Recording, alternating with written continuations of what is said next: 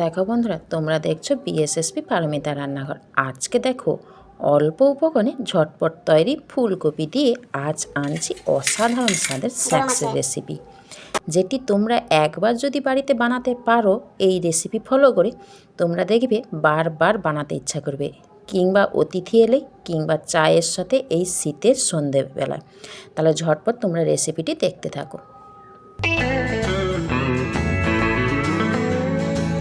এখানে ফার্স্ট আমি কড়াইয়ের মধ্যে দুটো ডিম সেদ্ধ করে নেব। তারপর দেখো এখানে নিয়েছি ফুলকপিগুলোকে একেবারে ছোট ছোট টুকরো আমি করে নিচ্ছি।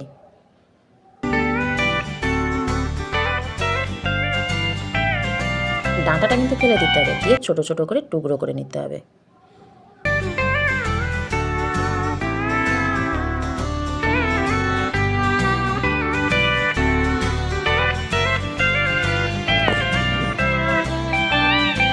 এবার একটা এরকম কাঁচিতে তুলে নাও ফুলকপিটা।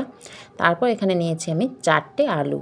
আলুটার খোসা আমি ছাড়াচ্ছি না, একেবারে শুধু আলুটাকে একটু 4 খাদি করে আমি একটা সিটি মেরে নেব।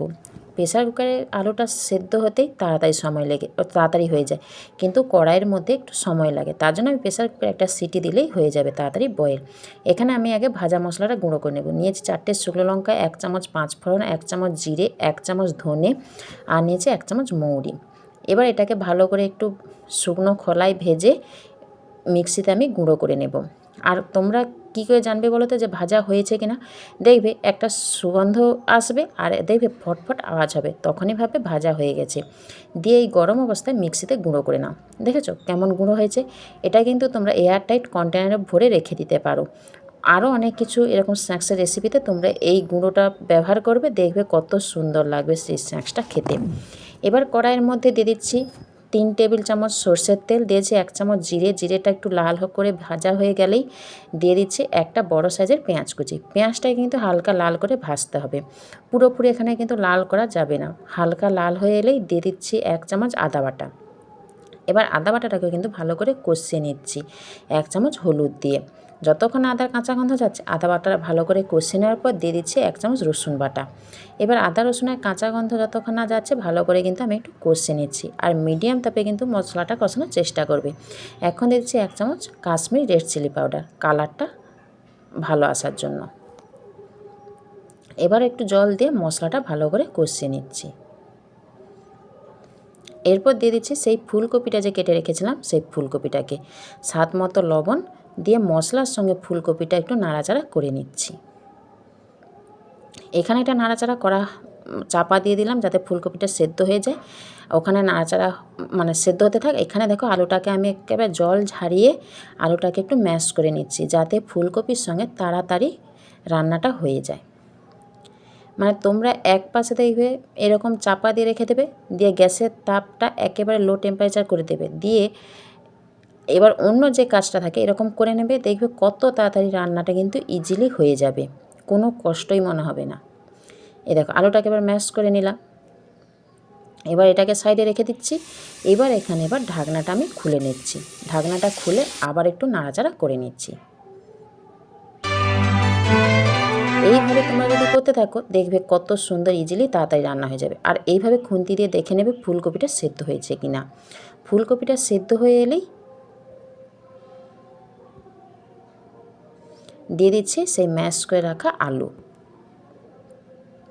এবার আলুটাকেও কিন্তু ফুলকপির মশলার সাথে ভালো করে কিন্তু নাড়াচাড়া করে নিতে হবে।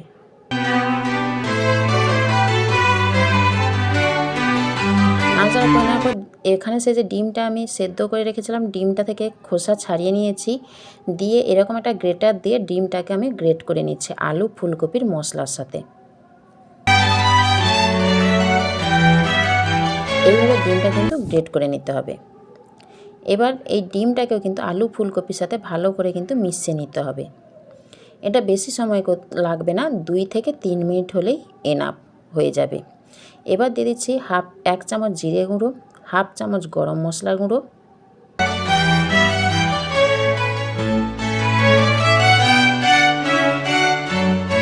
আর দিয়েছি স্বাদ মতো লবণ দিয়ে এবার ভালো করে কিন্তু সমস্ত উপকরণ এই আলু ফুলকপি ডিমের মশলার সাথে ভালো করে কিন্তু মিশিয়ে নিচ্ছি। এবার লাস্টে দিয়ে দিচ্ছি স্বাদ মতো চিনি। আবার ভালো করে কিন্তু নাড়াচাড়া করে নিতে হবে। এই নুন চিনির ব্যালেন্সটা যত তোমরা ভালো রাখবে তত দেখবে টেস্টও কিন্তু খুব সুন্দর লাগবে। এবার একটু উপর থেকে ধনেপাতা ছড়িয়ে একটু নাড়াচাড়া করে নিলেই রেডি একেবারে পারফেক্ট আলু ফুলকপি ডিমের পুরটা। এবার একটা প্লেটে নিয়ে নামিয়ে নাও। দেখেছো আমার কিন্তু একেবারে পারফেক্ট কিন্তু রেডি হয়ে গেছে। এবার একটা প্লেটে নিয়ে ভালো করে এটাকে ঠান্ডা করে নিতে হবে। তোমরা দেখে বলো তো কেমন লাগছে এই পুরটা। এই পুরটা কিন্তু গরম ভাতের সঙ্গে জাস্ট দারুণ লাগবে। উপাসে ঠান্ডা হতে থাক। এখানে আমি নিয়েছি 100 গ্রাম বেসন, হাফ চামচ লবণ আর 1 চিমটে হলুদ গুঁড়ো। আর এখানে বেকিং সোডাটা কিন্তু একেবারে পরিমাণ মতো দেবে। এরকম আমি 2 চিমটে বেকিং সোডা নিয়েছি। বেকিং সোডাটার পরিমাণ যদি তোমরা ঠিকঠাক রাখো দেখবে খুব মুচমুচে একটা স্ন্যাক্স হয়ে যাবে, কোনো অসুবিধা হবে না। এবারে একটু অল্প অল্প জল দিয়ে একটা মিডিয়াম টাইপের ব্যাটার বানিয়ে নিতে হবে। আর ব্যাটারটা এইভাবে যত তোমরা বেসনটাকে ফাটাবে দেখবে কত সুন্দর মুচমুচে আসবে, তোমরা বিশ্বাসই করতে পারবে না, সুন্দর একটা মুচমুচে আসবে। এই দেখেছো এইভাবে কিন্তু ব্যাটারটা বানাতে হবে আর এইভাবে কিন্তু জোরে জোরে ফাটাতে হবে, তাহলে কিন্তু একেবারে মুচমুচে যাকে বলে ক্রিস্পি আকার চলে আসবে। এবার সেই যে পুরটাকে ঠান্ডা করে রেখেছিলাম এবার গোল গোল করে বলের মতো আকার করে নিতে হবে।